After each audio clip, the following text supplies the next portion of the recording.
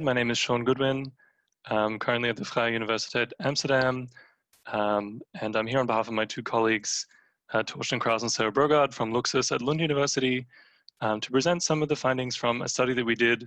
with some Swedish school children around the Gothenburg area that we think could be really interesting for the topic of this thematic session on education for sustainable development. That comes from a more environmental management or ecosystem evaluation type background that I still think can have some really interesting key findings for the kind of discussions we're having today. So with that in mind, the discussion is entitled Connecting Socio-Ecological Values and Education on Sustainable Development. So it may have already been something that you've heard already today or just in general, but to sort of generally frame this in a sort of problem type way, for our research in this context, there is a question of how do we strengthen engagement of children, especially younger children, school-age children, with the SDG agenda at a time when there's decreasing engagement with the outdoors, as we all know, increasing sedentary lifestyles and increased screen time, while at the same time ensuring that action that we take in this regard is sensitive to diverse socio-cultural, socio-economic backgrounds. That is the reality for many classrooms today, and especially in the context of Sweden, which was the focus of our study area. So in the SDG context, as has already been mentioned today, mainly sort of our work speaks to the SDG 4, which is of course about quality education for all, of which target 4.7 explicitly states that we should ensure that all learners acquire knowledge and skills needed to promote sustainable development. And it then goes on to connect this with the other cross-cutting themes of the other SDGs, such as gender equality and the role of culture in sustainable development, and so on. So then, as a researcher in our context, the sort of overarching research question would be something like, how can we then take stock of where present school-age children are in their education for sustainable development, which was also touched on just in the previous session as well. In the context of our results, this would then also be particularized again, given the context of our study, is how do we understand, or how do school-age children relate to forest ecosystems? And what can this teach us for how we should shape their education on sustainable development moving forward? So as a bit of a background of exactly what we were working on and where, as I said, we were working with, in this Horizon 2020 funded project, InnoForEst, which was a project across Europe in countries that had very large forestry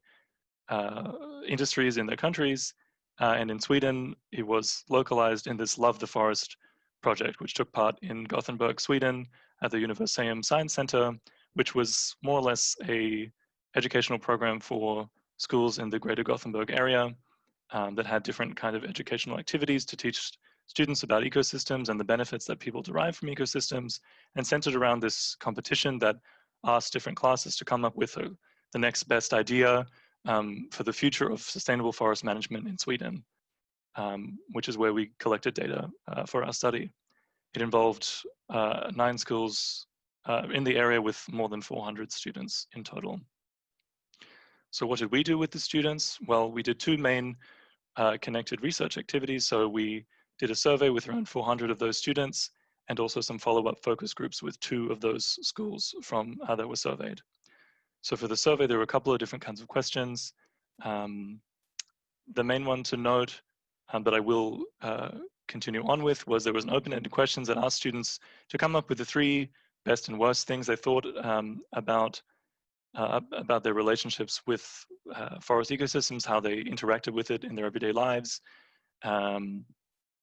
On the basis of these surveys, we wanted to know a little bit more about these students and to contextualize some of the results. So we organized focus groups with 2 of those schools. And we didn't really do focus groups per se, but it was adapted to the fact that they were 10 to 12-year-olds. So we had to do something a little bit more engaging for the age group. So for that, we decided to do this kind of drawing activity, which was the sort of focal discussion point. We asked students to get into groups to draw their sort of favorite forest ecosystem and some of the things they did there, which was more or less just for us a platform to then lead discussions about how they felt about those activities and what they did there and so on, and also to replicate some of the questions that were in the survey, just to try to get, again, a little bit more context about some of the themes that arose in the survey. Well, then what did we do with all this data? Well, I won't go into the theory too much, but from sort of an environmental management, ecosystem service valuation framework perspective, as I mentioned before, we use this nature's contribution to people framework, which is a part of the IPBES framework, as some of you may or may not have heard of. It's a kind of international approach to taking stock of the health of ecosystems across the world. And this is one of the frameworks they use to filter out the different, both sort of natural science processes at stake, but as well as the human interaction elements. So within this framework, we have this idea of relational values, which is more or less just a framework to help us to particularize and break down the different kind of benefits that people derive from ecosystems on a more socio-cultural level. So things like that their interactions with ecosystems help them have a better mental or physical health, that it enables their particular way of life, it kind of enlivens their cultural identity and so on. And there are different ways in the theory to kind of break these down into individual experiences, which are useful from a scientific perspective to better describe these kind of experiences if you're doing a study of this nature. So what did this look like?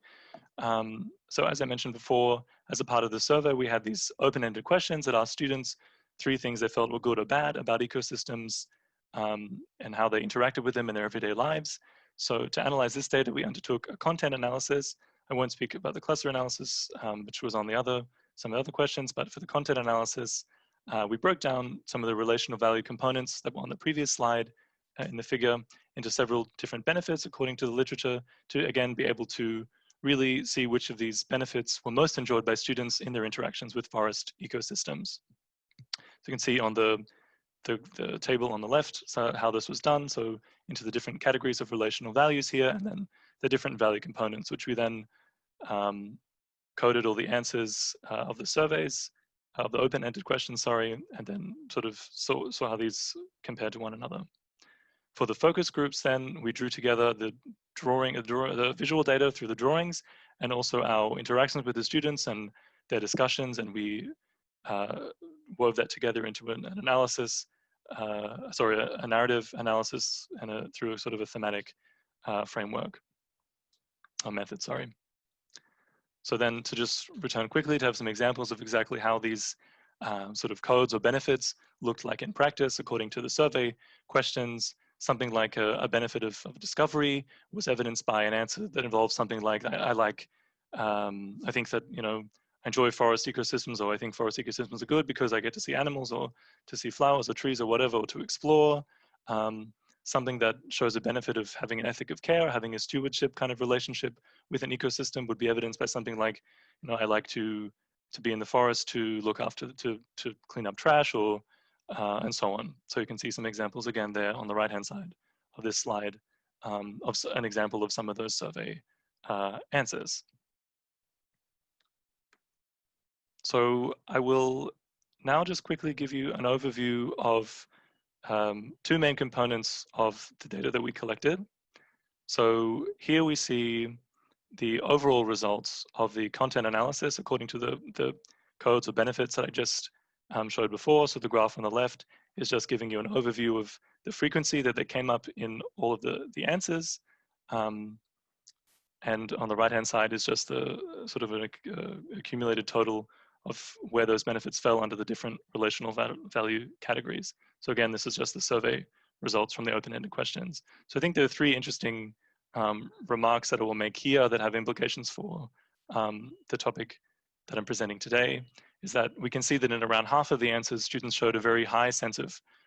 discovery, or they benefited from this element of discovery in their interactions with forest ecosystems. Also that around a third of the answers, students reported to have had a positive physical or mental health outcomes as a result of their interactions with forest ecosystems, so the benefit of health, and that only around a quarter of the students showed this element of stewardship or care towards forest ecosystems, in the sense of that they gained this as a benefit in their sort of lifestyle, or how they sort of selves as connecting with these ecosystems, if that makes sense. So on the right-hand side then, how these just fall into those bigger categories that I mentioned before. So as we can see, most of these experiences are sort of physical or experiential type benefits, which I guess makes sense given the age of the students being around 10 to 12. It seems to kind of make sense in that sense. So that was the first kind of data that I think is interesting to point out before I go into how to relate that to education in this context. The second is then this graph. So this graph is again from the survey, but these are the survey results, the comparison of the survey results between the two schools that we undertook focus groups with. And I think it's just an interesting visual focal point to have on the screen while I kind of describe to you some of the findings that we had from those focus groups, and to give a bit of more context about exactly who these students were, and to maybe have some conjectures about how these findings may benefit education policy in the future. So to give you a bit of background, School 1 and School 2 are just what they're called. They're anonymized names of the schools. So School 1 was a school located in I suppose, a lower socioeconomic area. It was also to the classes that we were took part in on that day were predominantly from refugee backgrounds from Somalia, from Syria, so-called new Swedes. And in their discussions about forest, they showed a much more trepidatious or kind of almost fearful or disinterested, even at times, interaction with forest ecosystems in the area or in their everyday lives, which was kind of contextualized a bit by some of their educators and other people present at the focus groups, because in their countries, and quite understandably, that forests were not exactly the same kind of safe place that they were considered to be in Sweden, that it's often a sense of unsafety and insecurity being in these kind of wild nature areas, for example, which was completely different in School 2. So School 2 couldn't have been more different in some of those demographic senses, that it was a very affluent area that didn't have the same kind of migrant background. And these students showed a much more enthusiastic and interested discussions about their interactions with forest ecosystems. And I think this difference in this dynamic shows through in their survey results as well. So we can see that quite consistently across the different indicators or codes or benefits here, that School 2 being from the predominantly Swedish background, enjoyed more of these benefits, while School 1 did not. And for example, also showing a higher sense of care, for example, in particular, that they gained more leisure or enjoyment, recreation from the interaction with forests, which of course, given what I said before, makes a lot of sense. But then interestingly, at the same time, School 1 also showed a high sense of curiosity to discover more about forests, even in spite of the fact that along the other benefits they didn't seem to enjoy so much, they still had a higher curiosity to learn more. So how do I think this relates to the original question I posed in the beginning of this presentation? So just as a reminder, trying to understand how school-aged children relate to forest ecosystems and what this can teach us for how we can shape their education moving forward. I think on an overall level, these results on the total cohort of this particular studied area group around the Gothenburg area shows a reasonably highly curious cohort of students that are very interested in nature in some ways, that they could, to a certain extent, recognize positive health outcomes from the interactions with forest ecosystem through the benefits that they enjoyed, and certainly recreation and so on, but showed a relatively low sense of care or stewardship over these ecosystems in that way. So in going back to the SDG target of having all learners understanding the importance of sustainable development, sort of broadly defined, we see that we have some way to go still in instilling these kind of values towards nature in young people, especially within this age bracket. To put this a bit in context with a science policy interface, in the Swedish context, these kind of the connection between physical and mental health and the outdoors is underscored in physical education classes, while in biology is where they get these experimental learning. But as we can see, that perhaps these results indicate that there is still some way to go in communicating these kind of benefits and values through education in this way, which is particularly problematic in current times, where we see that there are more frequently self-reported psychosomatic health complaints due to increased sedentary lifestyles, as I mentioned before, and increased screen time, and a risk of increased disengagement of young people with ecosystems. As well, as I mentioned at the end there, with the differences between School 1 and School 2, in both the focus groups and the survey answers, we see that there's also a potential importance for addressing socioeconomic cultural barriers in how we deliver this education to students to ensure that we can kind of levelize these different understandings of the benefits that that ecosystems can deliver to your personal well-being and your way of life and so on. So that is the conclusion of my presentation. I would be very interested in any questions you might have, or if you want me to return to any graphs.